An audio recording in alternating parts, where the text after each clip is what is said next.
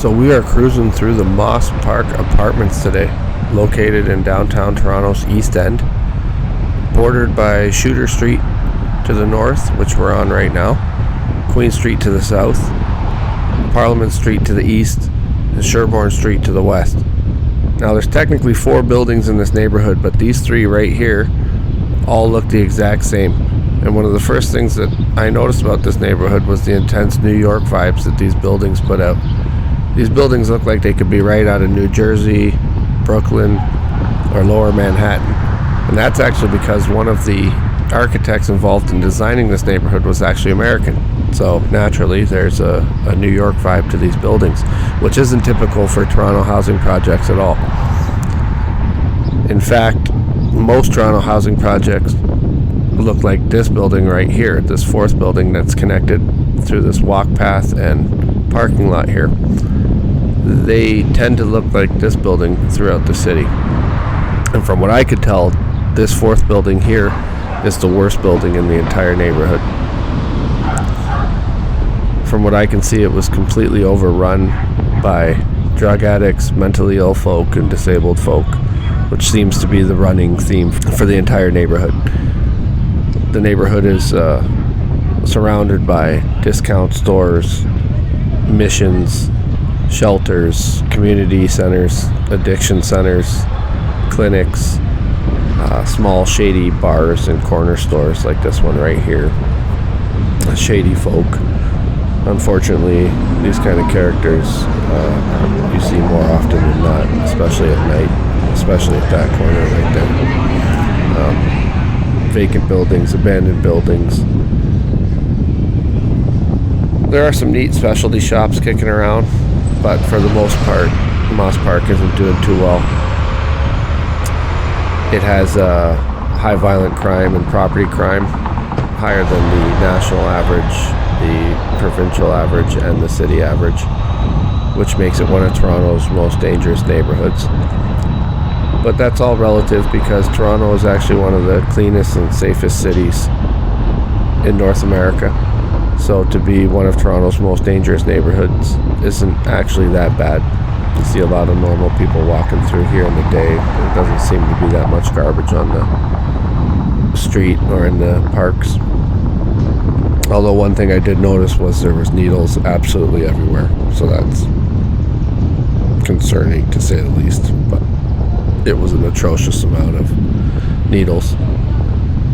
There are a lot of murders and stabbings in the neighborhood, but they don't seem to be street gang related or gangland related. They're usually drug related, random, or mentally ill related. But there doesn't seem to be a native street gang to this neighborhood. Any street gang violence that does happen here would probably just be spillover from neighboring housing projects like Regent Park or Bleecker Street that do have well-known, notorious, and well-established street gangs. But as far as Moss Park having an actual street gang, there's nothing that I could find in media or from talking to people.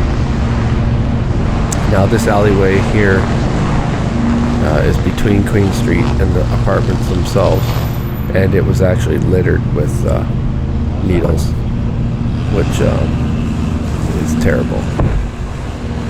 There's not a lot of garbage, but you see the city workers out, you see the landscapers out. The city does a pretty good job of making its worst neighborhoods look pretty good. So, other than the needles, there's not much I could say about this neighborhood. I don't know what life is like inside these buildings, and I don't know that I want to know. But as far as the outside, the neighborhood seems functional and fairly clean aside from the needles.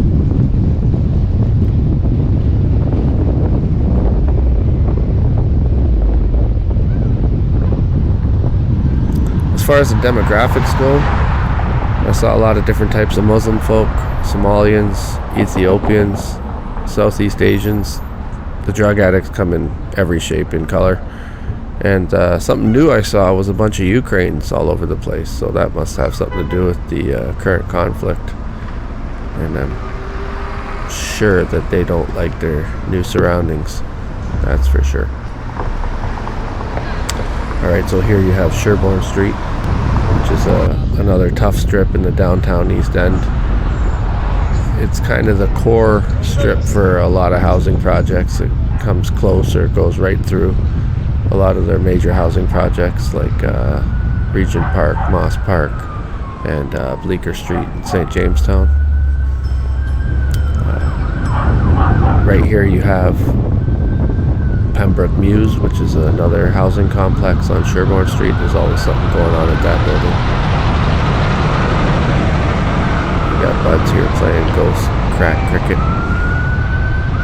A lot of vacant properties, abandoned buildings on Sherbourne Street. This is one of the more notorious intersections here, Sherbourne and Dundas. Everybody knows that corner store there. Again, more vacant properties. Sherbourne Street gradually gets better the more north you go from the downtown East End core. And as you progress north, it gets nicer and nicer. Except for this park, which I'm going to do a video on, and we'll discuss that later. But until then.